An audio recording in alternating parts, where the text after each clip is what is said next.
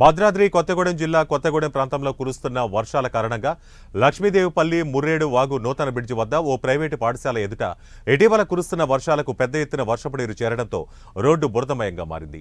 సరైన drainage system లేకపోవడంతో వర్షపు నీరు పెద్ద ఎత్తున నిలుస్తోంది. గత వారం 10 రోజులుగా పాఠశాల ఎదుట బురదమయంగా మారి విద్యార్థులు పాఠశాలలకు వెళ్లడానికి ప్రమాదకరంగా తయారైంది. అయినప్పటికీ ప్రైవేటు పాఠశాల యాజమాన్యం పట్టించుకోకపోవడం పట్ల విద్యార్థుల తల్లిదండ్రులు ఆగ్రహం వ్యక్తం చేస్తున్నారు.